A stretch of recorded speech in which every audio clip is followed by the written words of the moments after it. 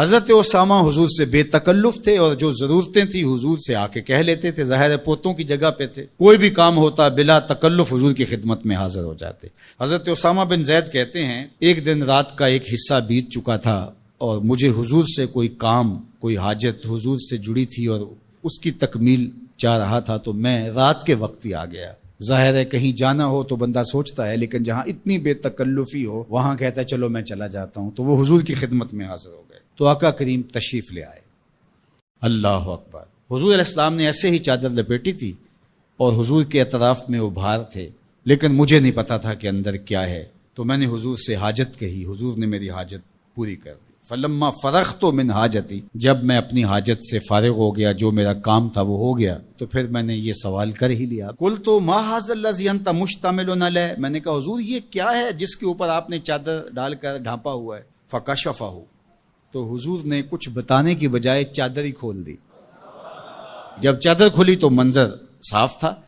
میں نے کیا دیکھا سنو، حضرت اسامہ بن زید بن حارثہ بیان کرتے ہیں، فائز الحسن والحسین علی ورقہ، ایک پہلو سے امام حسن چمٹے تھے اور ایک جانب امام حسین چمٹے ہوئے، دونوں نے حضور کے پہلوؤں سے جفی لگائی ہوئی تھی، حضور علیہ السلام کے کشہین سے، حضور کے پہلوؤں سے لپٹے ہوئے تھے۔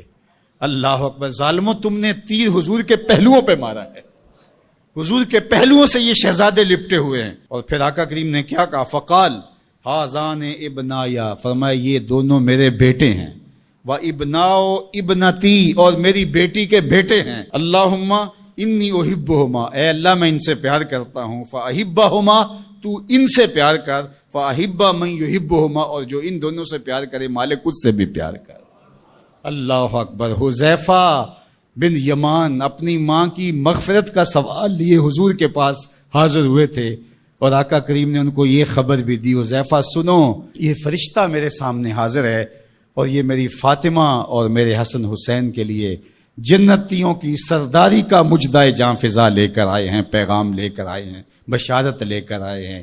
یہ خاندان عالی مرتبت خاندان، کبھی حضور ان کو چادر میں سمیٹ لیتے ہیں، کبھی مباہلے کی آیت کا مصداق یہ قرار پاتے ہیں اور فرماتے ہیں اللہم ہؤلاء اہل بیتی، یہ ہیں میرے اہل بیت، اور کبھی آقا کریم علیہ السلام کندھوں پہ سوار کرتے ہیں، کبھی حضور کی پشت پہ سواری ہوتی ہے، اور کبھی حضور بشارتیں دیتے ہیں کہ لوگوں کو بتا دو کہ یہ میرے فرزند، یہ عالی مرتبت شہزادے جنتی جوانوں کے سردار ہیں، اور میری شہزادی جنتی خواتین کی سردار۔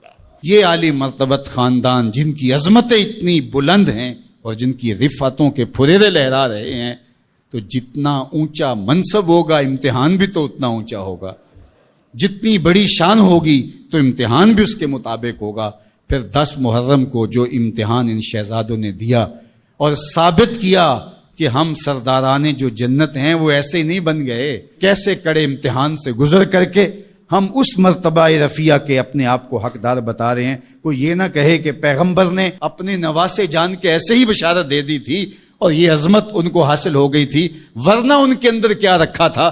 اب زمانہ دیکھے کہ جو حسین ابن علی نے کر کے دکھایا ہے، زمانے میں کوئی دکھائے تو صحیح۔ عظمتوں کی جس مسند پہ بیٹھے شہزادہ رسول دکھائی دیتے ہیں اور شہزادی رسول دکھائی دیتی ہیں اور امام حسن دکھائی دیتے ہیں، یہ الگ الگ عنوانات ہیں، جس عنوان پہ آئیں تو ایک کائنات بسی ہوئی ہے۔ اللہ جل شانہ ان شہزادوں کی